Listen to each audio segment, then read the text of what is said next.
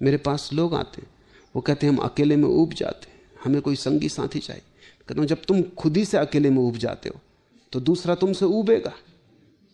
जब तुम खुद भी अपने साथ रहने को राजी नहीं तो कौन तुम्हारे साथ रहने को राजी होगा? और वो दूसरा भी अपने से ऊबा हुआ होगा, तभी तो तुम्हारी तलाश में आ रहा है। तो दो ऊबे हुए आदमी जब मिलते हैं तो तुम सोच सकते हो क्या परिणाम होगा, जो हर विवाह में हो जाता है। पति पत्नी ऐसे ऊब के बैठे रहते हैं। पति पत्नियों के चेहरे देखो, उनसे ज्यादा उदास चेहरे तुम कहीं भी ना पाओगे। अगर तुम पुरुष को जरा प्रसन्न देखो तो समझना कि पत्नी उसकी नहीं है जो पास बैठी, किसी और की होगी। अगर पुरुष को तुम रास्ते पे किसी स्त्री के साथ चलते हुए आनंद भाव में देखो, ये उसकी पत्नी नहीं, क्योंकि उसकी पत्नी के साथ तो वह ऐसा डरा हुआ और कपा हुआ और उदास और उबा हुआ चलता है कि तुम देख ही सकते हो, फौरन पहचान सकते हो। मुल्ला नसरुद्दीन ने एक दिन मुझसे कहा कि मैं आदमियों को देख के बता सकता हूं कि आदमी विवाहित है कि गैर विवाहित। मैंने कहा जरा मुश्किल मामला है। खैर, जो भी लोग आए मुझसे मिलने, तुम नोट करते जाओ और पीछे पता लगा लेंगे। उसने नोट किया और उसने बिल्कुल ठीक ठीक बता दिया।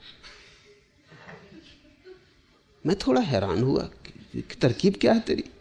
उसने कहा तरकीब ये है, जो आदमी शादीशुदा है वो बाहर पड़े हुए बिछावन पे पैर पहुंचता है, जो गैर शादीशुदा है वो सीधा चला आता है। पत्नी का भय, तो कौन पहुंचता है पैर? अभ्यस्त हो गए हैं वो।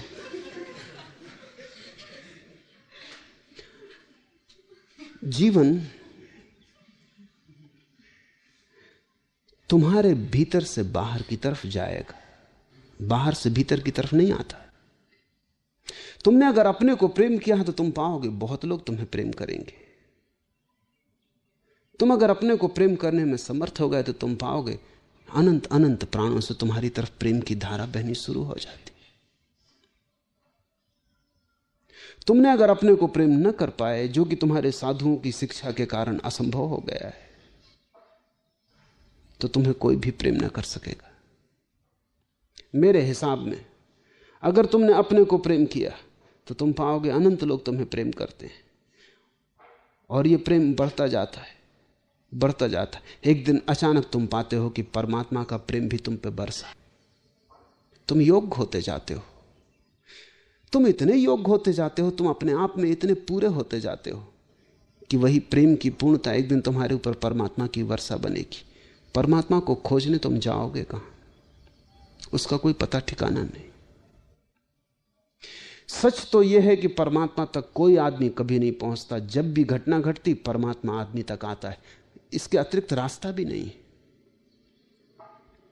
जिस दिन तुम योग्य हो और तुम अपने प्रेम से इतने परिपूर्ण हो और तुम इतने तृप्त हो अपने प्रेम से, तुम्हारे जीवन में कोई शिकायत नहीं है, कोई भिक्षा की इच्छा नहीं रही। अब तुम सम्राट हो गए हो, तुम आनंदित हो, जो तुम्हें मिला है बहुत है।